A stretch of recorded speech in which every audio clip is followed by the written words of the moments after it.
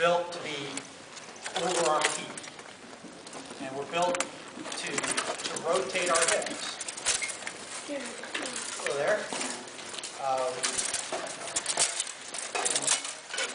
So I start out with the basic premise that our shoulders should be over our thighs, which are over our feet.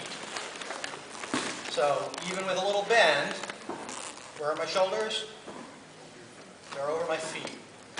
And the minute that I move my foot out, it means I have to generally lift up my foot or swing my foot to move. Whereas if I'm over, all I have to do is a slight little rotation and I can shift all my body weight. Does that make sense? All right. So I tend to right leg lead. How many of you fight with a right leg lead? As a right-hander. All right. Well, that's good. It's going to be real easy for you to comprehend. A lot of folks a few years back weren't doing that. They were almost all, their shield leg was forward on a right-hander and on a left-hander. You find that with the right leg lead, it gives you better range. What else does it allow you to do? Move forward easier. Step to the left. So. Step to the left, and one of the things that allows you to do is to get to the offside when you take that left-hand step, right? How many throw offside body shots? Not enough? Not enough. Not enough, okay. So we're going to work on that today too. That's one of the things that I really like using in my particular style, and I think it's something that we could use more of. But once again, going back to your shoulders are over your thighs, which are over your feet. When you're moving, how many of you pick up your feet to move? You take a step, or do you slide your feet? Slide. Slide? All of us? When you pick up your foot, what does that do to you? Puts your weight on your other way. Makes you run away. Makes you run away? Puts your weight on your other foot. Puts your weight on your other foot. And what happens then? You're not as balanced. Well, you're not as balanced and you're pinned to that foot. All right, so it stops your ability to move because our opponents like to do things that we don't want them to do, don't they? So we want to give ourselves as many options as possible in every fight because we're going to screw up, we're going to make a mistake. So I like to be able to cover for my mistakes because I'm human and I make a lot of them with the ability to change my variables and to not get trapped. And once again, that goes back to what? Shoulders, over your thighs, over your feet. So my base stance is either here or it's here. How many of you stand this close together? Yeah. Why don't we stand up for a minute? Go into your stance. All right? And move off to your left. What do you do with your foot? You pick it up or you slide it?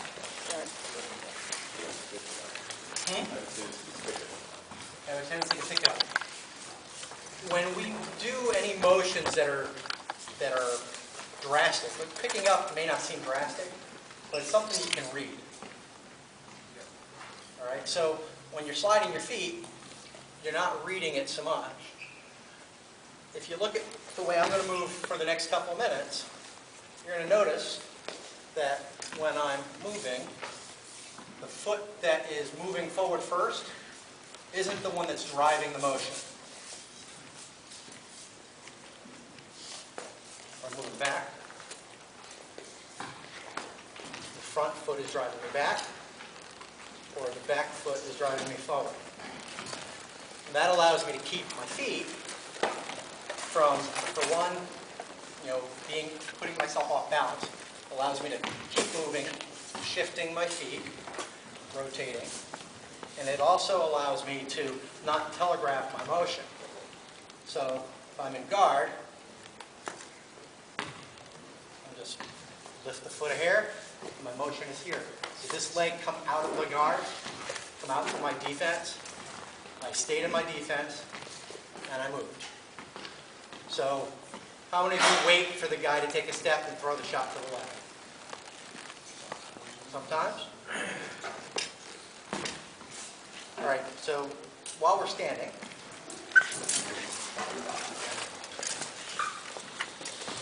put your feet, the width of your shoulders apart. Yours are wider than your shoulders. Look around, are we all shoulder width? Now put one behind the other at about a 45-degree angle, but keeping shoulder width apart.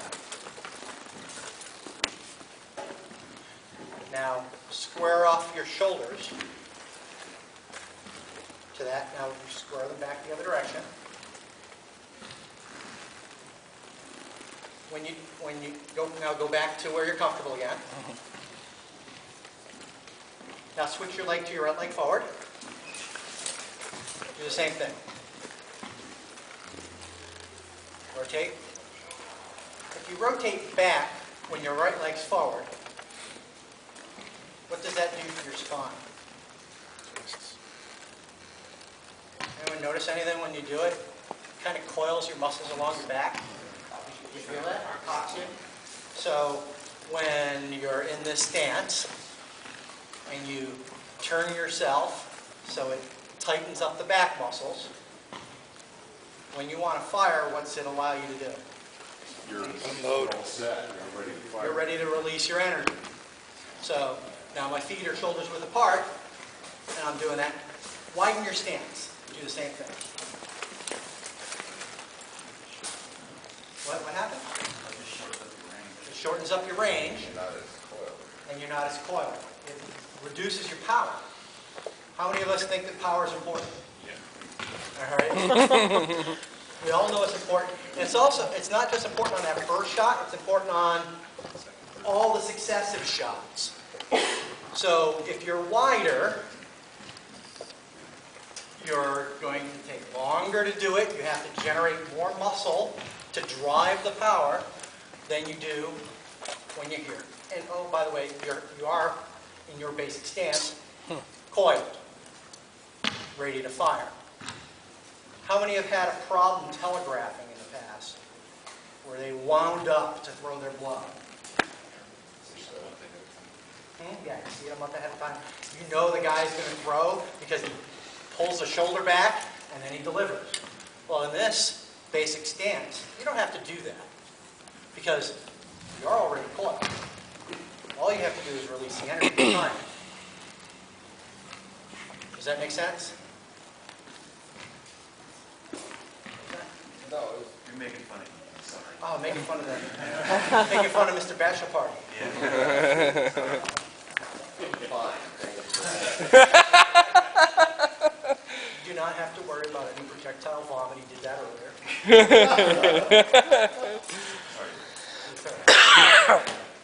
He didn't do that. I'm just making things up. There is still a chance that you can make that happen. Something to look forward to today. Remember, you get to clean it. So, all right, going back, put yourself in that stance, coil yourself up. Why don't we move that foot forward? Oh, you want to? Okay. Yeah, put yourself in that 45. Yeah, look at my feet, match it. You're still, I think, I know what you're going to do. Stay right there. Tie your legs. Spring. Oh, I built one of these earlier today to use, but I don't know where to put it. So, Video on it. I am. I might have to start it over just so you have your own section.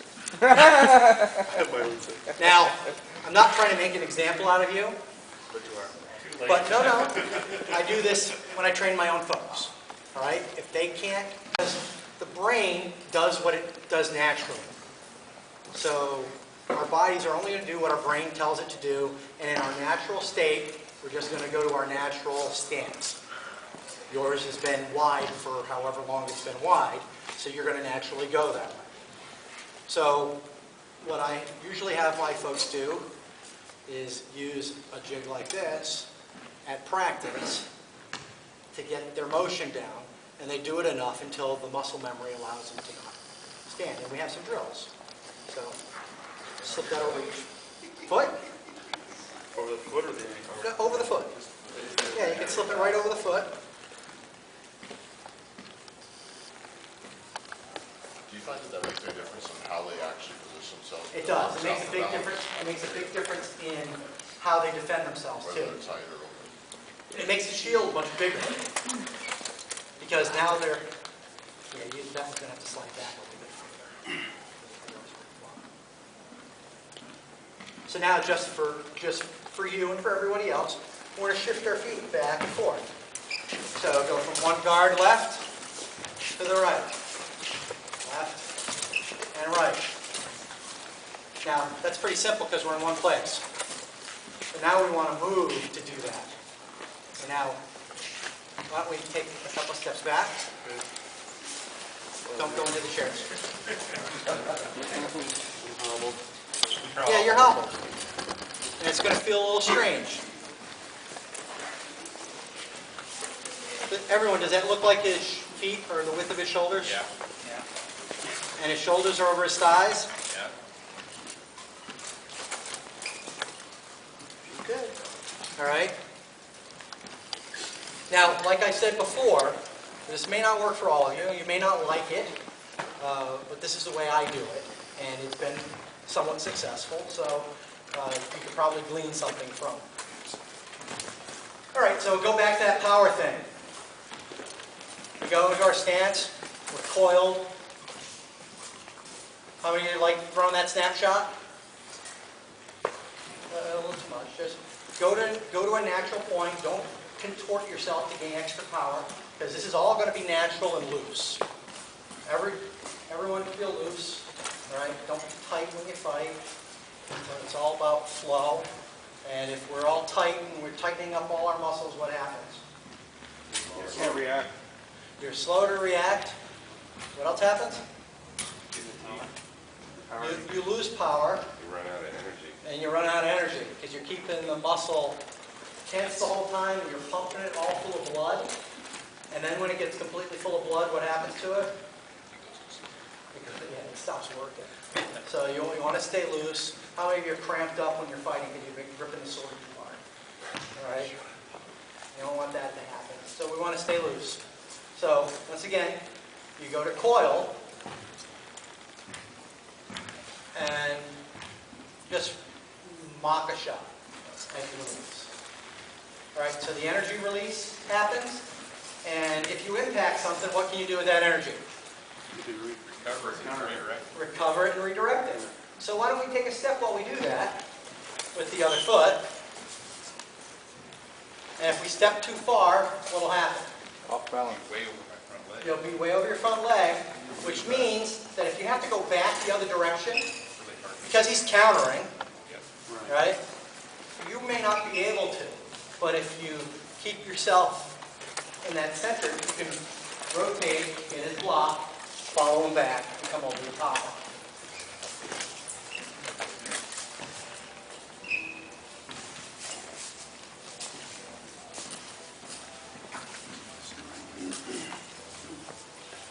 Is this making any sense?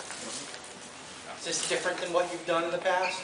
When I do that, I find myself always going on post, just as a reaction to see what they're going to do. So I'm on post to, generally when I'm doing this, I'm throwing a backhand. Okay. And then I'm going to follow if they're giving more ground or rock back into this position. But when I find myself doing this, I find myself automatically Lifting forward. going on to that post position. Okay.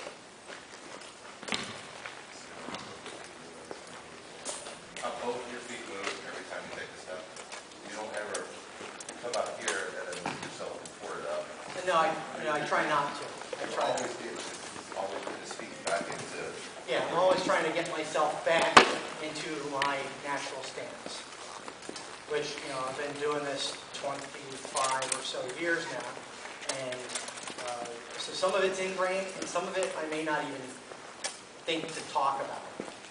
So if you see that I'm doing something, that you're interested in, please ask the question, and this way we can make sure we address it.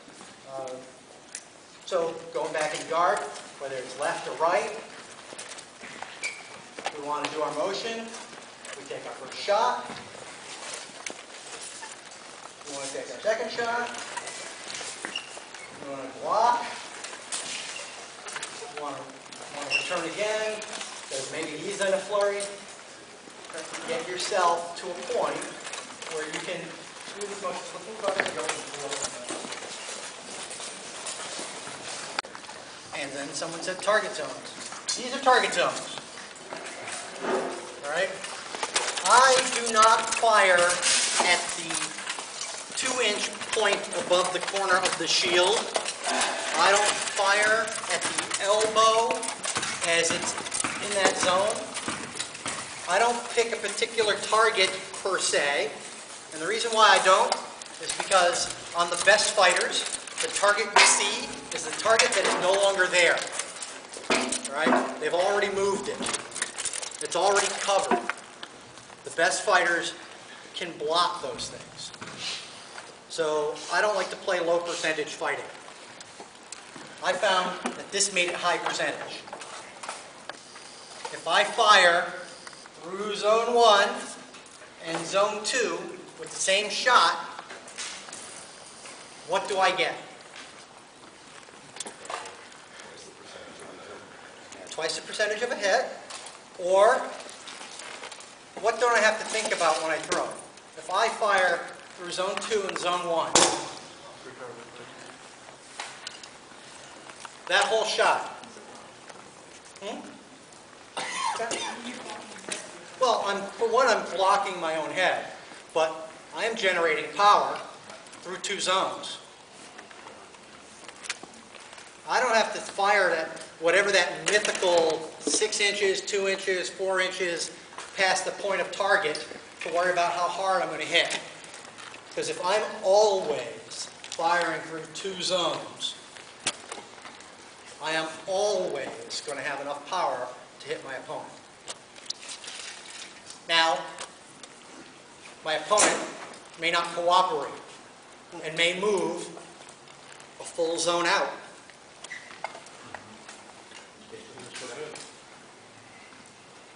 I'm still good. But what I don't want to do is expose myself, correct? All right? Don't take that the wrong way.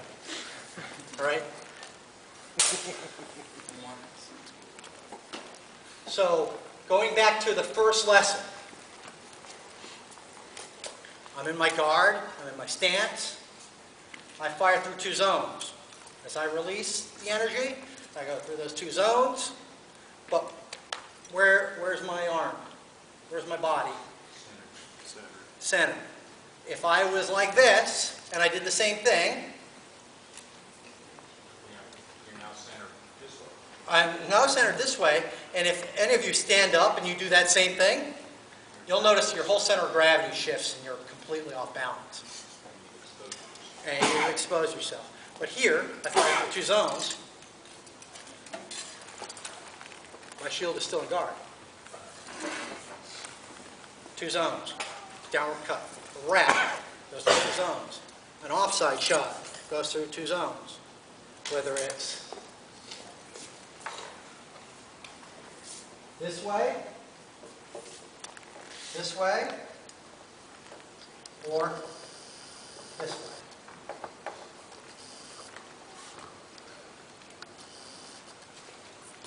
Throwing a grass cutter wrap. Is that what you guys call it down here? It's a low wrap. It comes up from the ground and comes up on a 45-degree angle. How many of you stop it when you hit the thigh? I'm looking to go from 6 to 3. I'm throwing a wrap to the body to this side. Am I trying to stop at 4? I'm either going to 3 or I'm going to 1. If I'm throwing the offside to this leg, I'm cutting through the leg. 5 to 6. How many of you think about this way already? just is. So how many of you fire at your target and pick that? I'm going to hit him in the arm. You just fire straight at the arm. If you do, your chances of hitting it against the upper echelon fighters is significantly less. But if you do this, I fire through zone 2. He ducks his head out of the way. Oh, look, I hit an arm. I throw an offside shot. He moves the arm out of the way. Oh, nice, got me some ribs. All right, and you're hitting with some power. Now, are you always going to hit with power doing this? If you do it right and he stays still, yes. But remember, your opponent is out there to be your opponent and to thwart everything that you're doing. How many times have you thrown a shot, thrown it, and you've hit the guy in the head, right? But you know you don't have any power on it. All the time, right? All the time. But if you're firing it through the zones, and you do that same shot, what are your chances of hitting him harder? Because we're not playing tag, are we? What are we trying, in reality, what are we trying to do with our swords? Pierce the armor, kill the opponent. Pierce the armor and kill the opponent. So we don't want to throw light shots. And yes, that's nice when you're not wearing much armor, or when you're tired, or you're hungover, or you've fought 1,000 fights at Pennzoil. But it's not really what we're trying to do. What we're trying to do is trying to kill this other guy with a broadsword through armor, which we know in reality doesn't really happen. But in our game, the way our rule set is that is our game goal, is to hit that telling blow. This board is two-dimensional. But we are what? This is really two-dimensional. Well, it's three-dimensional, but it's Skinny. it's skinny. Right? Because we're really not just 6 zones. We're not what we see. We're also what we're not seeing. We're the back. So there's really 12 zones. Right? And you could, if you want to, you can break it up into tinier zones if you like. I think this keeps it kind of simple by going 6 as the base concept, and the reality is 12, or you have 6 cubes.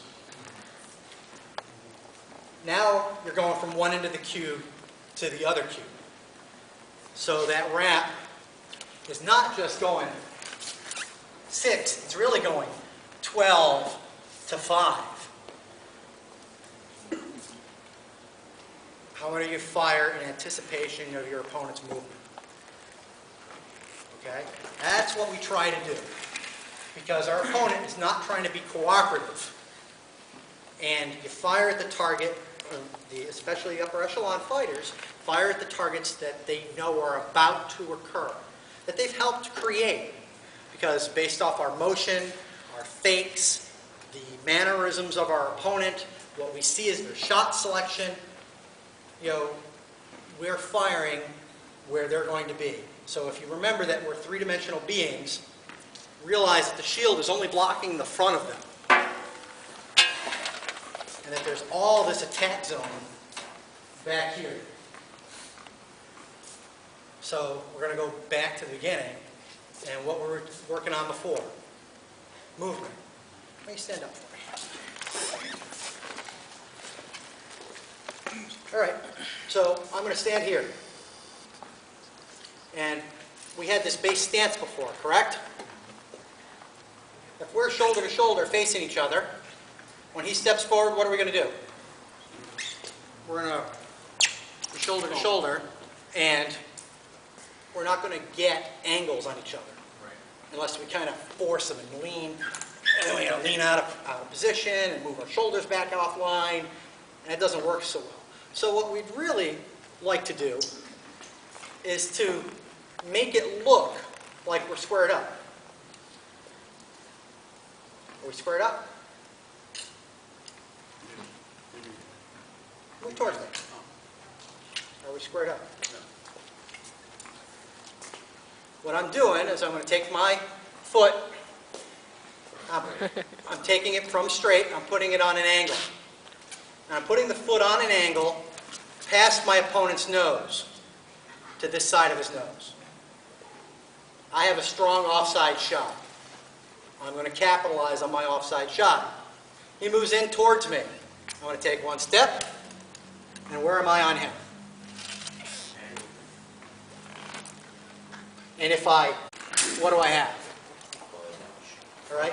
And if he's going to throw an offside, which one of the things I really like, is as he takes his step, I go over here with my shield, and I drop right into his kidneys, ribs, back, because I don't want to fight straight. I want you to think I'm fighting straight. And with just a little bit of footwork, you can play the bullfighter. Think bullfighter. Same thing works. Go ahead. So you just kind of sit back and wait for them to come in on you? Yeah, it's a counter. Yeah, okay. All right? Now, I can be the aggressor, but against your upper echelon fighters, I find that the aggressor is at a disadvantage. So, you want to force a fight, but you don't want to force a fight in your disadvantage. Are you rocking up on the... John.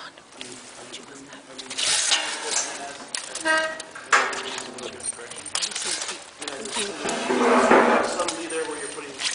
I could, but I tend not to, because what I'm doing is I'm here, I'm waiting. If the situation doesn't occur and you step this way, I want to be able to back out and bail, because it's not my advantageous situation right now. Yeah, I'm trying to keep even pressure on him. Depends. If I know that this guy's got a really good wrap, and if he crosses this way and then pops back this way, I know I want to be able to drive out.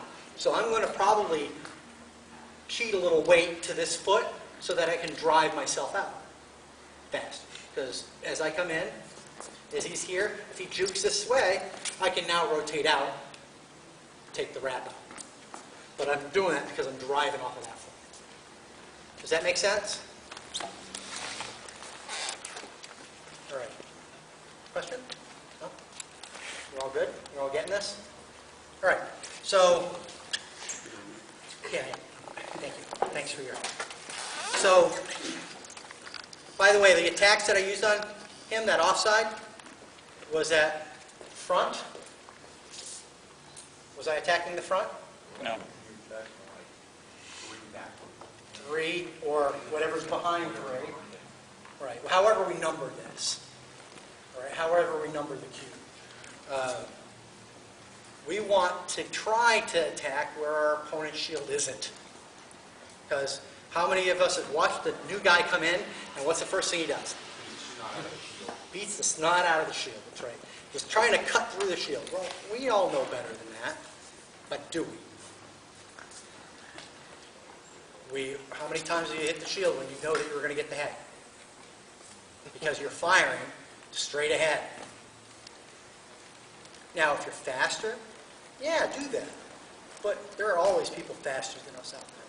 So we can't always count on our speed. And there are always going to be people that are stronger than us out there. So we can't, count on making that quarter block, because there's always going to be a dab in to drive the shield down and hit you in the head, right? So we don't want that to happen. So we want to make sure that we're attacking deep, and we also want to make sure that we're aware that our opponents, when they're good, are going to be doing what? Attacking us more or less this way. Whether they're consciously thinking of it or just doing it instinctually. Not everyone breaks things down into a science. Some people are just so good that they just go out there and they do. And they do things that, we have to kind of analyze and try to figure out. Well, I'm trying to break some of that analysis down and say, okay, some of these guys, this is what they're doing to us. And if we make our blocks, realizing that they're going to come in behind us, we keep our center of gravity, keep our ability to rotate away from things, we're going to realize that they're going to be able to attack those outside angles, or the inside deeper angles, scorpion ramps or whatever, and realize that, we're as vulnerable behind as they are. And if we start to attack more behind, or set them up with footwork to get behind them, we're going to have a lot more repertoire. Lost that. Okay. All right, so questions? Do you ever teach that if you did have a broadsword, you're actually trying to take the leg off? I mean, that's the way I used to think of it when generating power. I mean, this is a more analytical approach, I think. Yeah, well, that's what you're doing. Because as you cut through these two zones, you should have enough power to get to the other one. Right? Because both of them are in the two zones. So you're cutting clean through both legs. Without saying cut through both legs. Because we're not. We're hitting armor, and our broadsword's not cutting through the leg. So we want to hit with enough power that they know through their plate armor, through their titanium with the half-inch of camp foam behind it, and the dead nerve endings, that they've been hit. This is how I do it, and this is how I get my folks to do it. I know in An Tir, you guys hit hard. I've always known An Tirians hit hard. It's good. I like it. I like no doubt. Right? I really like when we fight, when there's no question when I've been bested and when you've been bested. I think that is the best way to do this game. Yeah, it's crystal clear. Like, I have been bested. I want to know. At the same time, we also know that there's slop. And if folks are throwing with, whether it's the fire cut through a limb technique, or they're using zones like this, I think that this is easy to teach new people, to get them to generate power. Because I don't know if you remember when you were new, many of us didn't want to hit people too hard. Many of us were afraid they were going to hurt someone because they were the big guy and they were always told you're too big, you're going to hurt someone. Be nice to your brother. Yeah. All right? So we're taught to not be so brutal sometimes. This kind of sanitizes it a little bit. Right? Just fire through the two zones. You don't have to think about it. You just do it. Works with pole arms, great swords, axes, everything we do for generation of power. This will do. Now, is there technique involved? Absolutely. You're not doing a hammer strike through these zones, because would that be foolish? It's a waste of energy, because we want to throw with good power. You've all seen Bellatrix, how he throws his shots. You've all learned how to throw your blows, so I don't really need to go through basic blow shot generation. Is that correct? Yes, sir. All right. You all bend your wrist at the end of your blow? Yes? No? No. No? You snap the wrist at the end of the shot? Yeah. No? I've got a bad thumb. I lead, I drag my sword around with You're my snapping your trigger. wrist there. I close and finish at the end, but I don't particularly snap because all the whip is coming from the sword swinging on the trigger. Okay, you're using a trigger. I'm using a trigger. All right. That generates almost It's almost the same thing. motion. I find that I was generating too much power with the trigger and I was hurting my metacarpals. So I stopped using the trigger. Because I was still doing the wrist snap, using the triggers as well. And I was getting too much stress here. So your impact would be hard enough that these bones would get bruised. Or, in fact, stretch. Maybe that's why I hurt there. Well, my I hurt there hands all the swell time. all the time. Yeah, just do that. So I actually use my grip. My grip is kind of a trigger. So I almost snap almost all of my blows, whether it's offside or onside. You never find that you lose grip at all? Or? No. What's that?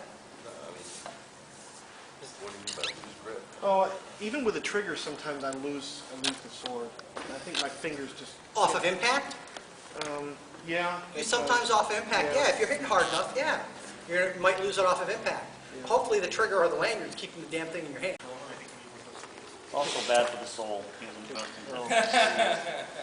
Especially when they hit you in the eye. I'm not going into the religious aspect, trust me. Right. So what I was talking about snap. Yes, go ahead.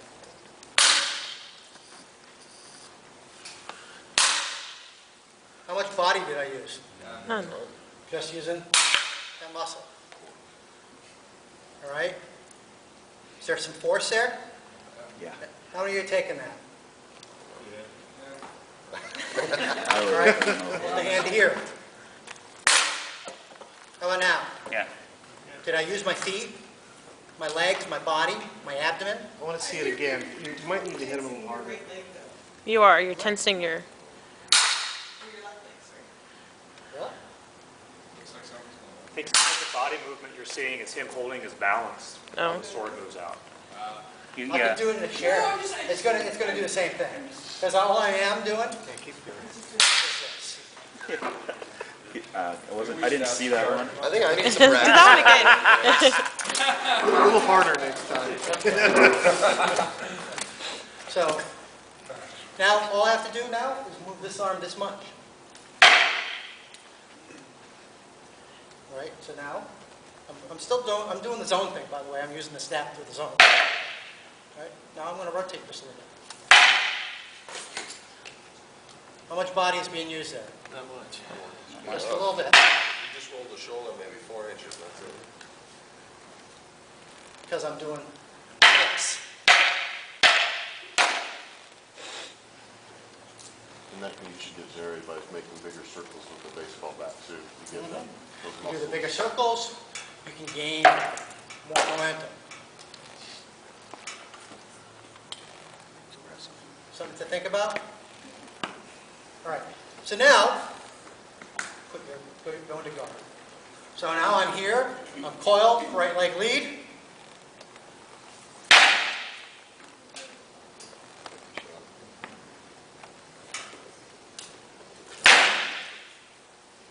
Think that's going to hit with power? How's my recovery going to be on it? Fast enough shot? Am I winding up? I am already wound. And you can change your location without even looking, because when you get used to it, you can change where you're going with it. Now, granted, I skipped off the top there, but I don't want to blow it. You're not going on the chin strap. So, once you get used to it, you can change where it goes. And you can hit that with power, that offside. Can you do that? Put the sword back there.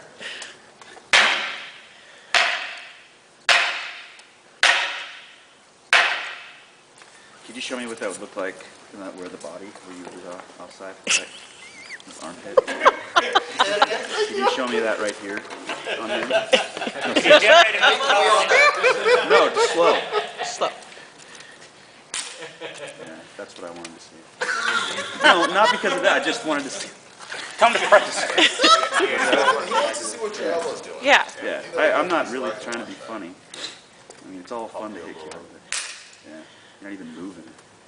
Yeah, and that's going to hit with some power. Yeah. So you just, on that one, you're snapping your wrist and rotating it at the same time you're dropping. Yeah, so I come up to my target, I'll fake them,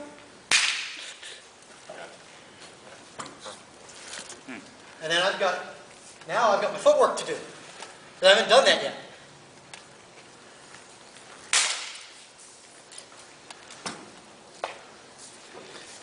Now, Okay, yeah.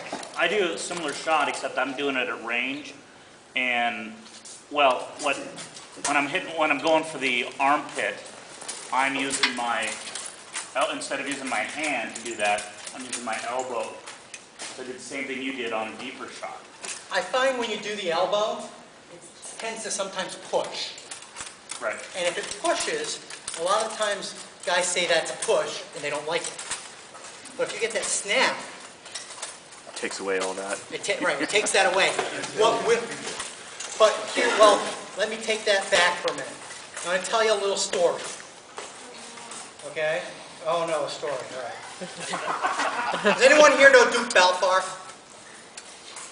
Duke Balfour is about 5'10", about 325 pounds, almost all muscle. He used to move plate glass for a living. So he's kind of a Gavin type big guy, you know, strong. When I first worked out this shot, it was around 1992. And I was working it out at a practice as I was getting ready for a Crown tournament. And no one had ever seen it before. No one was attacking the offside. They do 1-2 combinations all the time. You get a lead backhand to the face. You know, not so big a deal. But attacking the armpit to the offside with footwork and throwing that offside snap that I just showed. Well, I worked it out at this practice. I asked him to play the role of my biggest opponent in the tournament, who was Duke Morgan Sheridan, if anyone remembers him. Well, Duke Morgan, thank you. Morgan's stance was one of these. And I wanted to come into the zone, so I worked it out on Balfour. Well, I hit Balfour with it once, twice, no acknowledgement of the blow. I'm like, okay, this thing's not hitting hard. So I hit it a third time, right? And he goes, dude, it's not hitting. So I was like, kind of dejected. Like, I thought this thing was great, because I had already done it on a few other people, and it was working great. Well, Balfour got home that night, got home really late, around 2 in the morning, sneaks into his bedroom, because, you know, his wife's sleeping, Duchess Luna, and he pulls off his shirt, and he screams. Because what's happened is I've broken the skin open down the side, and I've basically numbed all the nerves in here, and the blood scabbed through the shirt. So when he took the shirt off, So how did you feel it? it hit hard enough to hurt the nerves, the nerve shaft. So that's what's happening. So here's what happens, okay?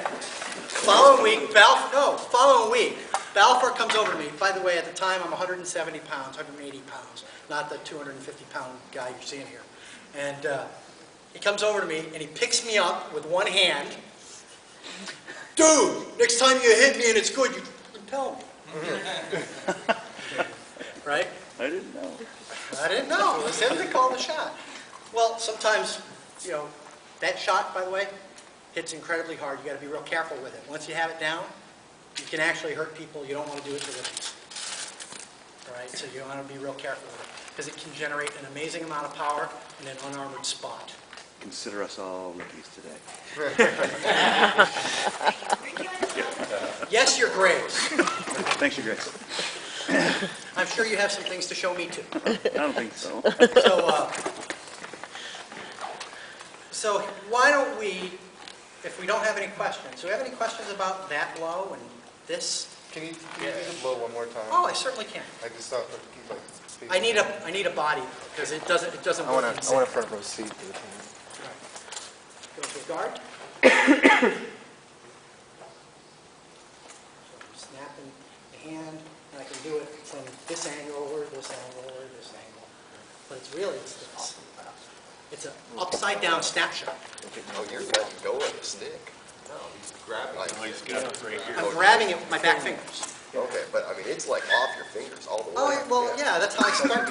No, I mean, it's angled so that when you start, Are you monkey twisting your sword all the time? I guess.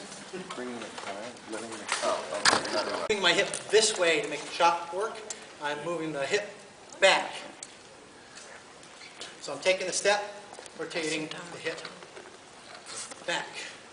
Because what I want to do is I want to take energy and bring it this way. So you're snapping the wrist. Once again, the importance of that muscle. All right?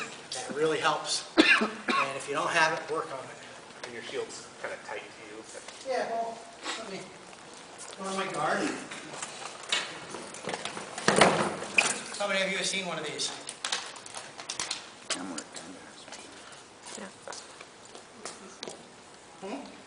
What's that? Hello. How long do you guys beat the crap out of each other? Probably pretty soon. Okay. Because we're going to want to go work on some of this stuff. So,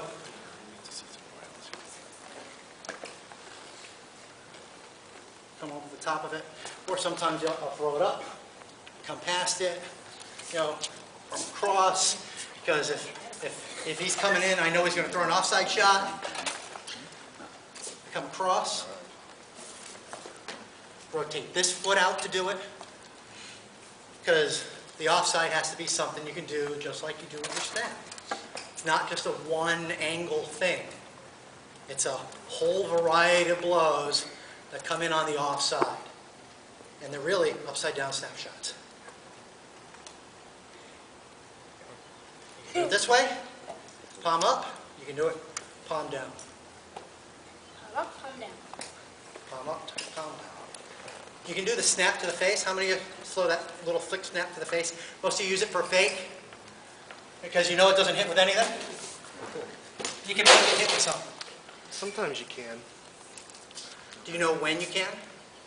Yeah, if they're out of position and they're leaning down and I'm just cranking. And the sun's right up. Oh yeah, it's just beautiful day. And everything's those slow stars sitting motion. all in right. Oh yeah, slow motion, you just, oh, you know. We can fix it with science, okay? You can blind your opponent with science.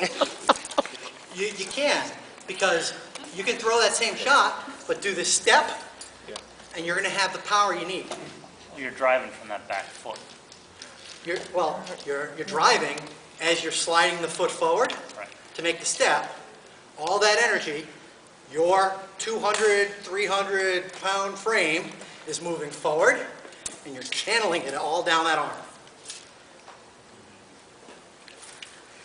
And then you probably saw on the internet, there's probably a clip of me fighting with Branos. You might have seen a picture where I'm like this. All right? Am I standing in my regular width that I was talking about before? No. But what am I doing? You're still over. Thigh over the shoulder over the foot. So you can generate that power from all these angles because you get that rotation on that inner arc with your center of gravity down. All right, so why don't we go practice some of this stuff? Is it different than Paul's X shot that he does? It is different. It is different from Paul's. Paul's allowing the tip to carry the whole way. And I'm letting the tip go, but I'm snapping the hand.